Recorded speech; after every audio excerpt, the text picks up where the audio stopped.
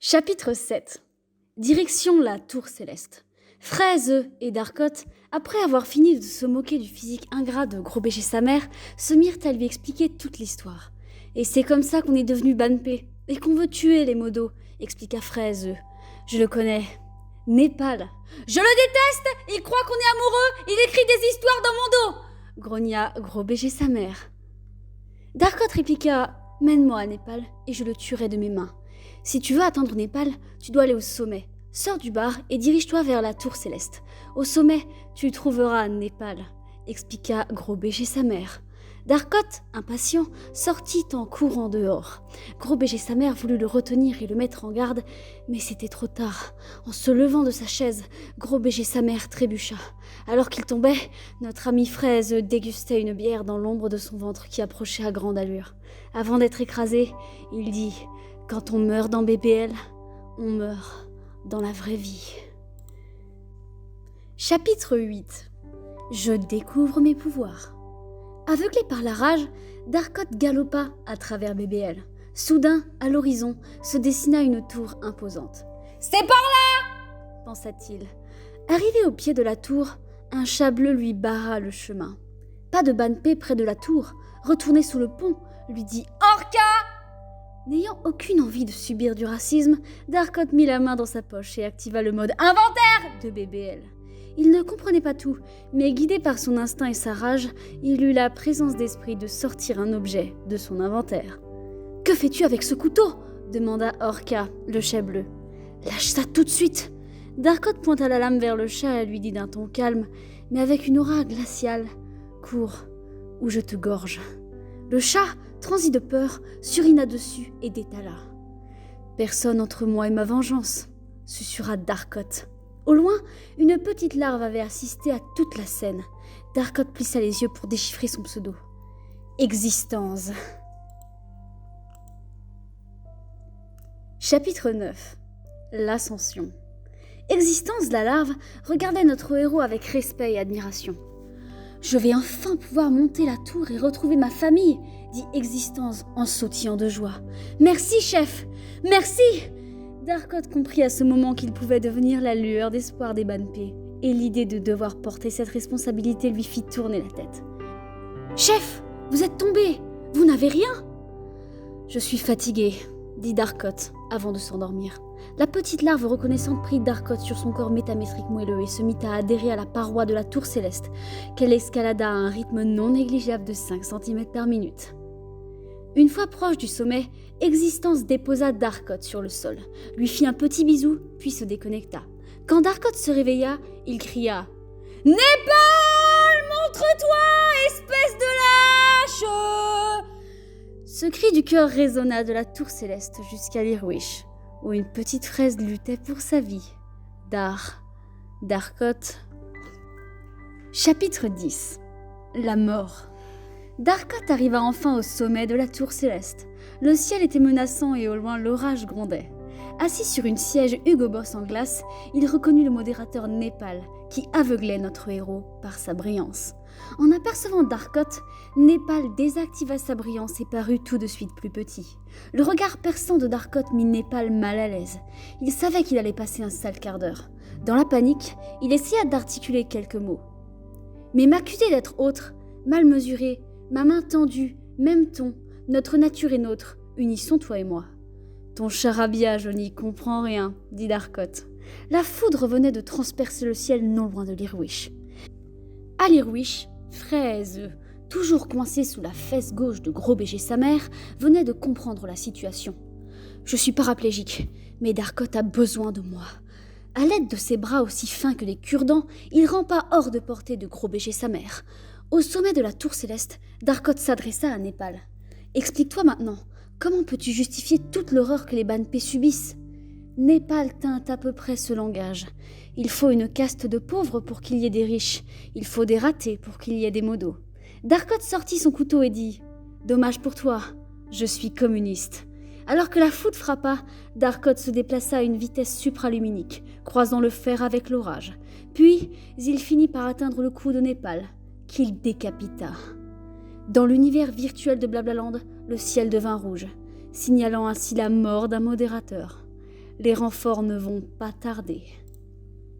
Chapitre 11. L'évasion.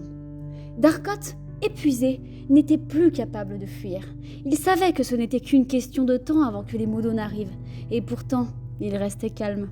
Le pied de la tour céleste sembla disparaître dans une épaisse fumée noire, de laquelle émergèrent les 3 modérateurs de la mort, Namae, Axel et Azuki.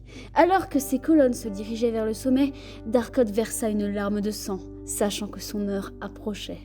Une fois au sommet, Azuki dit « Tu as tué le plus faible des Modos et tu es déjà à genoux. Tu ne vaux rien. Vermine. » Darkoth sentit un vent chaud secouer sa crinière. Un trou noir se formait derrière lui, et 2 mains sortant de ce vide l'agrippèrent pour l'extirper de ce guet-apens. Une fois le trou noir refermé, Azuki se mit à crier « Il ne peut pas maîtriser le pouvoir gravitationnel des trous noirs. C'est réservé au sang royal !»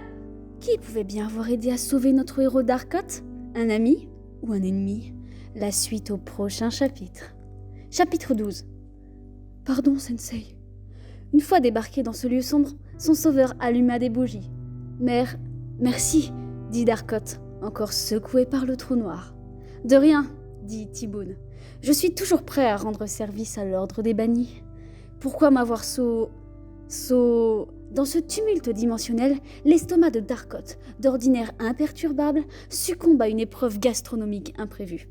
Un déluge inattendu de saveurs sud-américaines prend naissance dans les tréfonds de son être, et avec une promptitude aussi déroutante que le voyage lui-même, un tacos, symbole de la cuisine terrestre, est expulsé de son être majestueux. Tiboun, maintenant souillé par un mélange inusité de tortilla, viande épicée et condiments variés, reste imperturbable.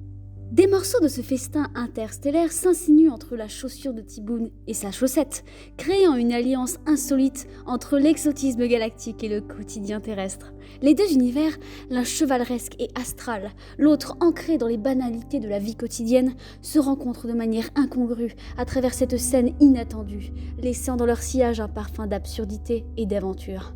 « Pardon, Sensei, » dit Darkoth. « Sensei !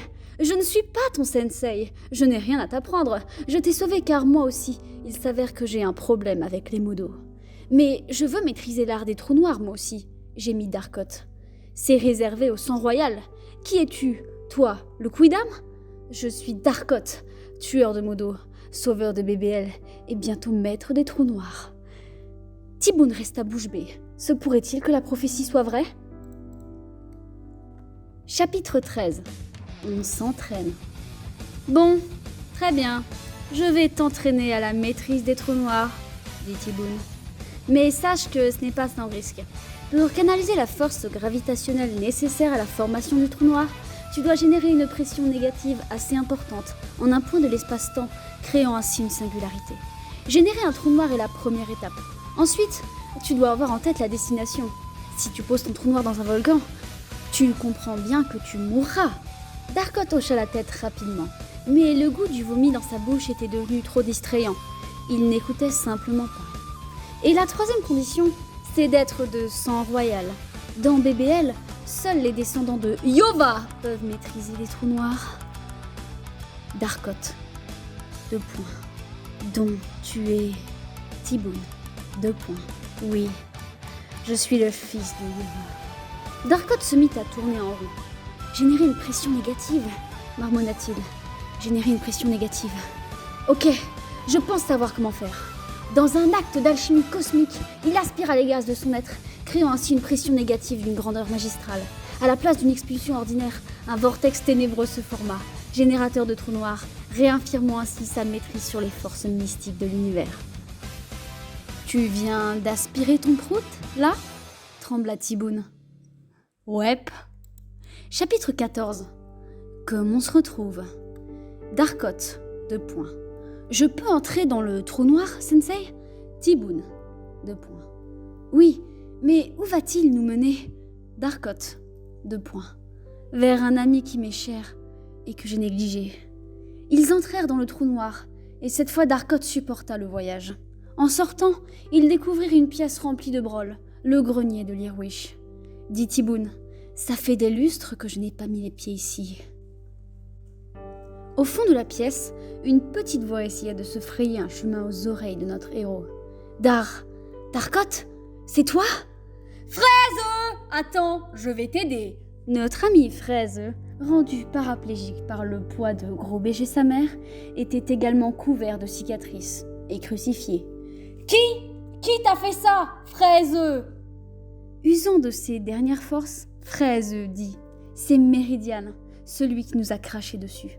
Quand il m'a vu vulnérable, il m'a torturé dans l'Irwish. Où est-il ? Où est-il » Il boit son café près de la cheminée, dit Fraise avant de s'évanouir. Tiboun pleurait. Il avait vu trop de Banpé mourir sous ses yeux. Darkot traversa la cheminée magique et arriva devant Meridian qui buvait son café, l'air de rien. « Comme on se retrouve ?» dit Meridian. Darkot n'était pas d'humeur à discuter.